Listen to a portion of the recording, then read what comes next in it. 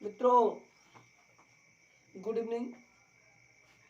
जिस तरीके से हमारे छात्रों ने कठिन परिश्रम करके हिंदी के पेपर को बाखूबी हल किया है, उससे हमारा उत्साह थोड़ा बढ़ जाता है और हम चाहते हैं कि आगामी जो हमारी परीक्षा है, आगामी प्रमुख विषय हमारा जो है गणित में भी अच्छा परफॉर्मेंस दे। तो मैथ के लिए हम सबसे पहले प्रयास करते हैं कि इम्पोर्टेंट फार्मूलों को एक बार हम रिवाइज कर डालें, जिसके बिना जो है, क्योंकि मैथ जो है बिना मेथड के अधूरा होता है, संभव होता है, इसलिए मेथड हमको आना चाहिए। तो जो हमारा पहला चैप्टर है बेटा, पहले चैप्टर में सबसे पहला फार्मूला हमारा आता है Euclid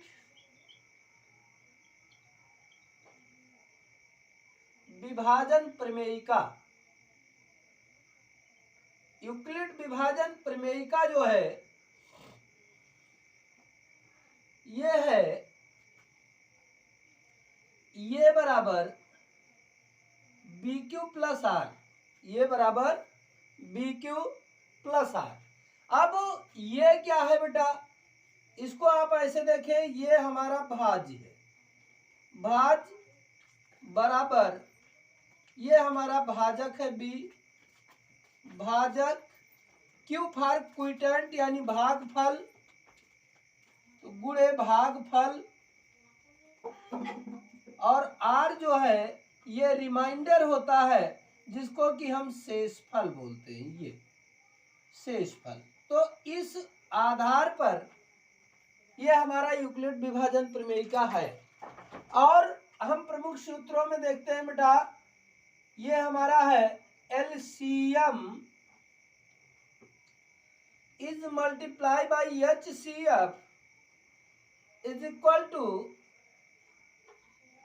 px is multiply by qx, यानी पहला व्यंजक गुणे दूसरा व्यंजक बराबर लासा गुणे मासा होता है।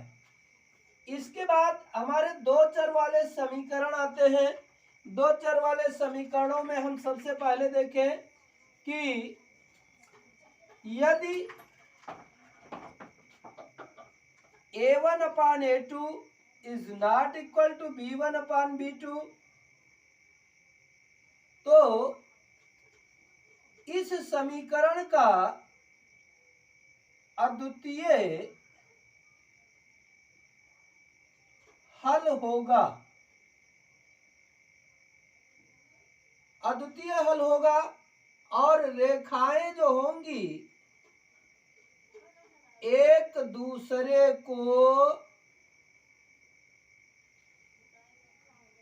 प्रतिच्छेदित करेंगी।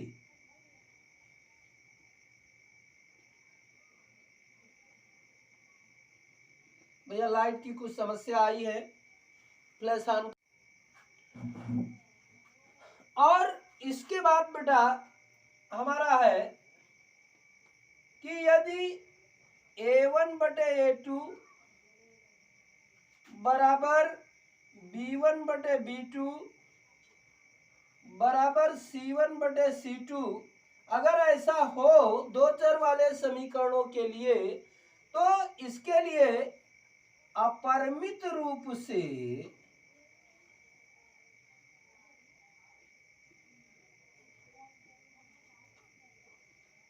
अनेक हल होंगे, अनेक हल होंगे। और बेटा जब अनेक हल होते हैं तो इनका अगर आलेख खींचा जाए तो आलेखी रेखाएं, आलेखी रेखाएं संपाती होंगी ये। और बेटा अगर a1 बटे a2 is equal to b1 बटे b2 हो, is not equal to c1 बटे c2 हो, तो कोई हल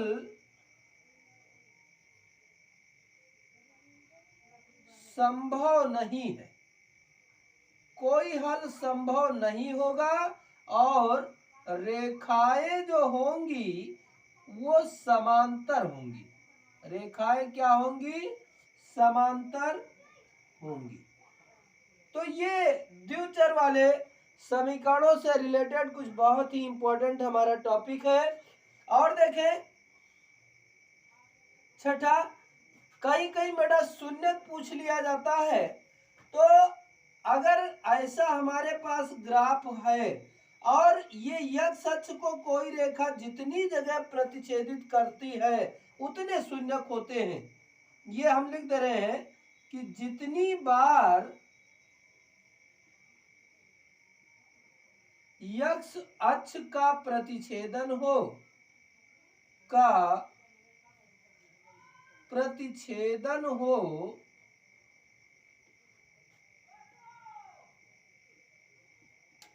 उतने शून्यक होते हैं। ये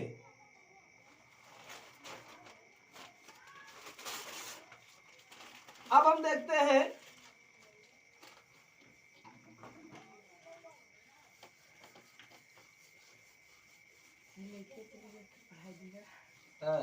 आएगा था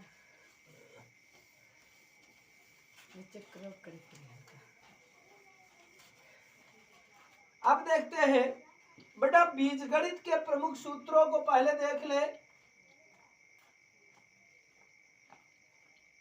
बीजगणित के प्रमुख सूत्रों को देख ले। पापा का इंक दे दो। अगर देखा जाए तो प्रमुख सूत्रों में बेटा हमारा आता है ये प्लस बी का होल स्क्वायर बराबर A square plus B square plus 2ab, A minus B का होल स्क्वायर बराबर A square plus B square minus 2ab, A plus B पूरे का power 3 is equal to A cube plus B cube plus 3ab bracket में A plus B, A minus B का whole cube is equal to A cube minus B cube minus 3ab in the bracket, ये minus B, ये हमारा होता है बेटा ये cube minus B cube बराबर एक ब्रैकेट में ये माइनस बी, एक ब्रैकेट में A square plus A B plus B square, A cube plus B cube is equal to in first bracket A plus B, in second bracket A square minus A B plus B का square. ये हमारे बीजगणित के प्रमुख फार्मूले होते हैं। अब हम देखते हैं द्विघात समीकरण के प्रमुख फार्मूलों को। अब देखते हैं भैया द्विघात समीकरण। द्विघात समीकरण जो हमारा होता है बेटा ये ax स्क्वायर प्लस या माइनस बी एक्स प्लस या माइनस सी बराबर 0 के रूप का होता है। ये ठीक है। अब द्विघात समीकरण जो होते हैं पहले हम बेटा विविक्त कर ज्ञात करें। विविक्त कर discriminant d is equal to b square minus 4ac, ये डिस्क्रिमिनेंट ज्ञात करने का हमारा सूत्र होता है। यहां से भी कुछ निष्कर्ष निकलता है, ध्यान दीजिएगा। यदि d इज ग्रेटर देन 0, अगर d का मान 0 से बड़ा आए यानी धनात्मक संख्या आए तो मूल वास्तविक होते हैं। मूल वास्तविक, मूल कह लीजिए या शून्य कह लीजिए, वास्तविक होंगे। दूसरा, यदि d इज इक्वल टू 0 तो मूल या शून्य जो आप कहना चाहें ये जो होते हैं समान होते हैं। और तीसरा, यदि d इज स्मॉलर देन 0 तो मूल वास्तविक नहीं होंगे। वास्तविक नहीं होंगे। और बेटा अगर हम मूलों का योगफल ज्ञात करें, मूलों या शून्य को का योगफल अर्थात alpha plus beta is equal to minus B by A होता है। Alpha plus beta is equal to minus B by A. ये बी अर्थात यक्स का गुणांक बटे यक्स स्क्वायर का गुणांक। अगर हम निकालना चाहें शून्य को का गुणनफल अर्थात alpha into beta is equal to C upon A होता है। ये सी अपान ये अर्थात अचर पद बटे यक्स स्क्वायर का गुणांक। अगर बेटा आपको द्विघात समीकरण का सूत्र पूछा जाए कि द्विघात समीकरण बनाओ, द्विघात समीकरण आपसे बनाने की बात की जाए तो बेटा ये होता है x square minus S x plus P बराबर 0। X square minus S x plus P बराबर 0। यस जो होता है बेटा यस मीन्स होता है सम, यानी मूलों का योगफल अर्थात अल्फा प्लस बीटा। और हमारे पास पी जो होता है, पी का मतलब प्रोडक्ट का मतलब गुणनफल अर्थात अल्फा इंटू बीटा। ये पुटअप किया जाएगा तो इस फार्मूले के द्वारा जो है हम द्विघात समीकरण की रचना कर सकते हैं। बेटा द्विघात समीकरण जो हमारा है बहुत ही इंपॉर्टेंट सा चैप्टर है। इस चैप्टर से बिल्कुल निश्चित रूप से सवाल आते ही आते हैं, जिसमें एक आपको मिलेगा, बिल्कुल श्योरली मिलेगा, के का मान ज्ञात करो यदि समीकरण या शून्यकों के मान समान हो। इस पर के का मान वाला आपको जरूर मिलेगा। एक ये आता है बेटा। और आप चले जाए इबारती प्रश्नों में तो समकोण त्रिभुज पर आधारित, जिसमें पाइथागोरस प्रमेय लगता है, उस पर आधारित आता है। क्षेत्रफल पर आता है। क्रमागत संख्याओं पर भी सवाल आते हैं। क्रमागत संख्याओं के वर्गों का योगफल या 2 अंकों की संख्या। लेकिन एक सवाल बहुत ही इंपॉर्टेंट जो धारा के अनुकूल और विपरीत है वो बहुत आता है।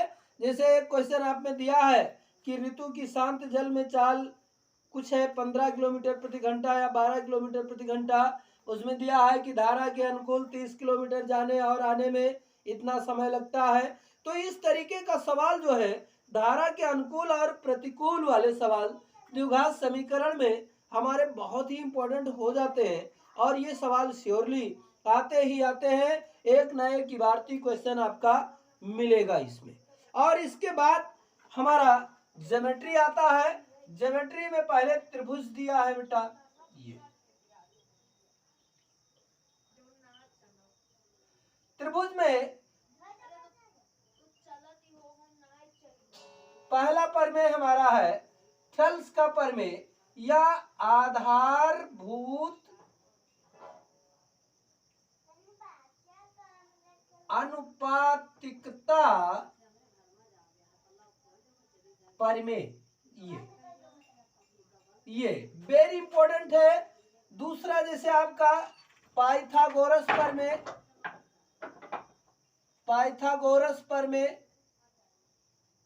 ये पाइथागोरस प्रमेय में हमारा है कि कर्ण का वर्ग बराबर आधार का वर्ग प्लस लंब का वर्ग, इसका डेरिवेशन।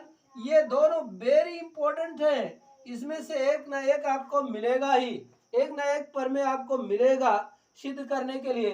आधारभूत अनुपातिकता प्रमेय जो है उसमें दिया गया है कि अगर किसी त्रिभुज के किसी एक भुजा के समांतर कोई रेखा खींची जाए तो वो त्रिभुज के अन्य 2 भुजाओं को समान अनुपात में बांटती है।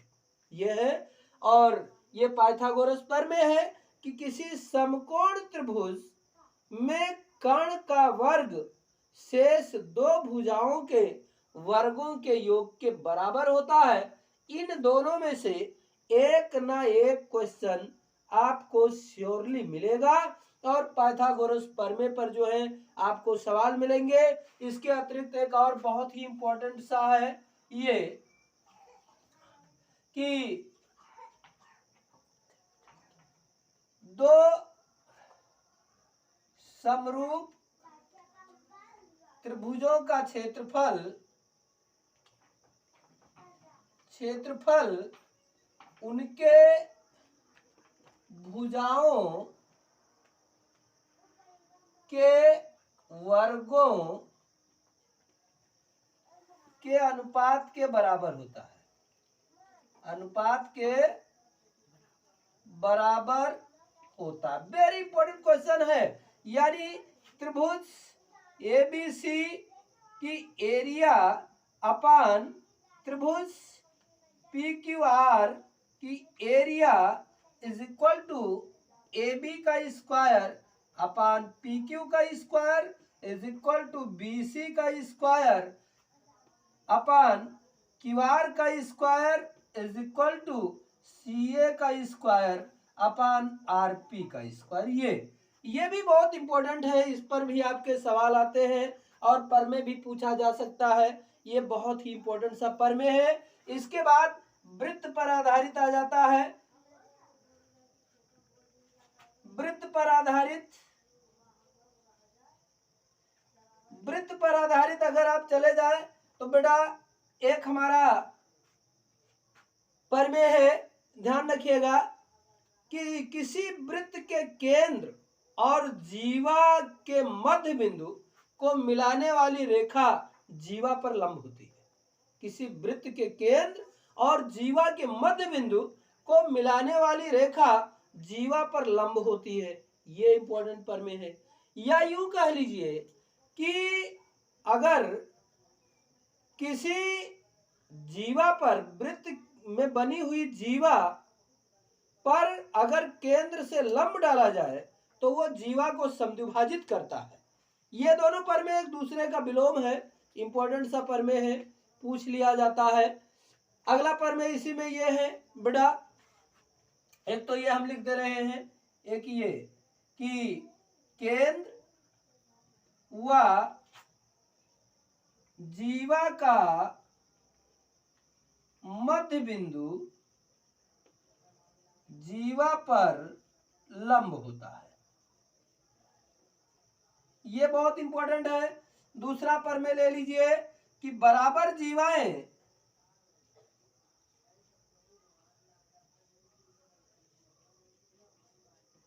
केंद्र से समदूरस्थ होती हैं। ये सब प्रमेय जो है बड़ा बहुत ही इंपॉर्टेंट से प्रमेय है और इसमें स्पर्शी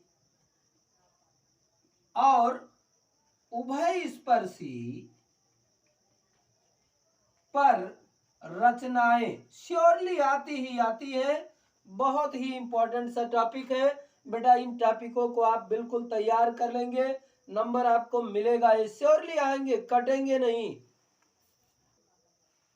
बच्चों ये